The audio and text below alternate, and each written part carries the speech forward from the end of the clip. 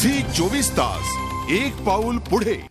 Password श्रीमंतीचा या कार्यक्रमामध्ये पुन्हा एकदा आपलं स्वागत आणि आपल्याला शेअर बाजार विषयक मार्गदर्शन करता आहेत शेअर बाजार तज्ञ राजेश तांबे। प्रेक्षकांचा आपल्याला प्रश्न आलेला आहे तो आधी आपण घेऊया। दीपक बोलतायत पुण्याहून, त्यांचा काय प्रश्न आहे ते ऐकूया। नमस्कार दीपक, बोला, प्रश्न विचारा। Hello madam. हां बोला मॅडम, मला सर्वांना एक प्रश्न विचारायचा होता।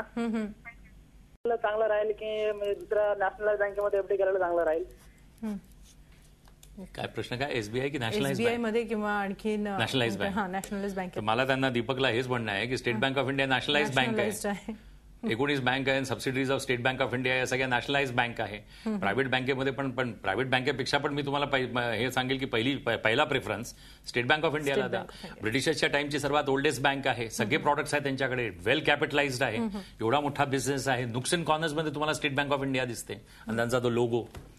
तर सर्वात पहिले डोळे बंद करून माणसांनी fix deposit state Bank of इंडियामध्ये टाकायचं आणि त्याच्यानंतर झोपून जायचं। त्याच्यानंतर काही हे नाही करायचं, no cooperative bank, no private bank, पहिली choice State Bank of India. नक्की सर, आपण सुरुवातीलाच बोलत होतो रुपीबद्दल आणि त्यानंतर सोन्याबद्दल बोललो आपण, पण त्याचबरोबर आपल्याला आणखीन मराठी इंडियन इन्व्हेस्टर्स, विशेषतः मराठी इन्व्हेस्टर्ससाठी तुमच्याकडून सल्ला हवा आहे। मात्र आपल्याला प्रेक्षकांचा प्रश्न येतो आहे, आपण त्यांचा प्रश्न घेऊया। निखिला बोलतायत, त्यांचा काय प्रश्न आहे ते ऐकूया। नमस्कार निखिला, बोला, प्रश्न विचारा। नमस्कार सर, मी निखिला बोलते काळा चौकी मुंबईवरून। मला एक 25,000 इन्व्हेस्ट करायचे आहेत पुढच्या वर्षभरासाठी, तर मी कुठे इन्व्हेस्ट करावं? किती अमाऊंट निखिला तुम्हाला इन्व्हेस्ट करायची आहे? 20 ते 25,000। 25,000 रुपये? अच्छा, ठीक आहे निखिला। अगर तुम्ही पहिल्यांदा अगर स्टॉक मार्केटमध्ये येत आहे तर you have to be very careful, that is number 1। Number 2, तुम्ही डीमॅट अकाउंट उघडायचा आणि डीमॅट अकाउंट उघडल्यानंतर जेव्हा तुम्ही तो शेअर मी तुम्हाला सांगतो तो तुम्ही तुमच्या डोळ्याच्या समोर ती ट्रेड करायचा आणि त्याच्यानंतर लॉक करून ठेवायचा। सर्वात पहिले कोणत्याही इवन पब्लिक सेक्टर बँक्समध्ये पण गेला तिथे पण ते लोक मग ट्रेडिंग करतात आणि तुम्हाला नाहीच, तुम्ही अगर त्यांच्या अकाउंटमध्ये ठेवला मग ते त्या म्हणतात ना बट्ट्या बोळ करून टाकतील तुमच्या त्या शेअरचा, क्योंकि त्या मुलांना इन्सेंटिव्ह आहे ना, कमिशन मिळतं ना। मग हिमाली काय करणार, काय पापी पेट का सवाल आहे, रोज काहीतरी कमवून जायला पाहिजे ना। प्रेक्षकांचा आपल्याला तर म्हणून 25,000 रुपये। मग कंपनी कोणची? हिंडाल्को, बिर्लाची हिंडाल्को, 100 रुपयाच्या आसपास निखिला हा शेअर घ्या। गुड टाइम्स मध्ये तुम्हाला 250-300 रुपयाचा भाव मिळेल, पण डीमॅट अकाउंट तुमच्या अकाउंटमध्ये ते शेअर्स तुमच्या अकाउंटमध्ये ट्रान्सफर केल्यानंतर लॉक करून टाका की कोणी खिलवाड नाही करू शकत तुमच्या त्या शेअर्स। नक्की नक्की। आपल्याला प्रेक्षकांचा पुढचा प्रश्न आलेला आहे, राजेश बोलतायत, त्यांचा काय प्रश्न आहे ते ऐकूया। नमस्कार राजेश, बोला, प्रश्न विचारा। हॅलो, हां बोला। मी राजीव शेटे बोलतोय अहमदनगरवरून।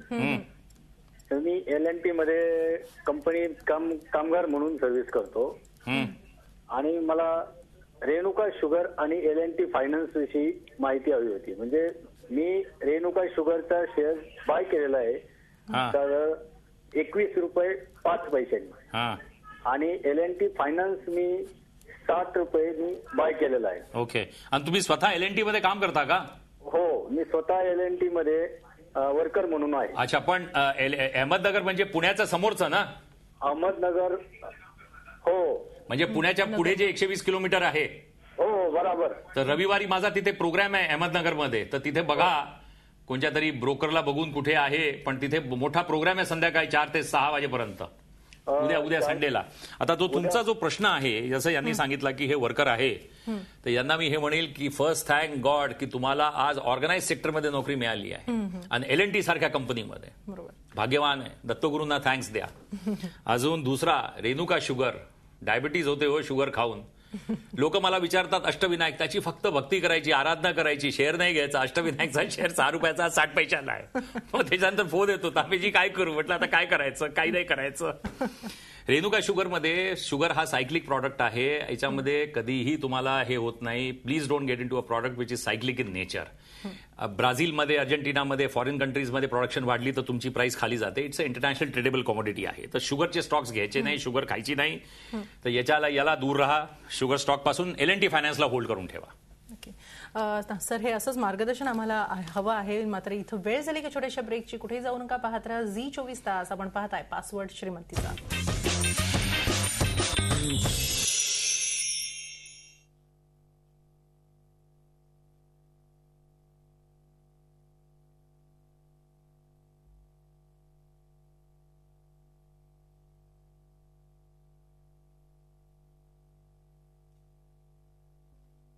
झी 24 तास एक पाऊल पुढे।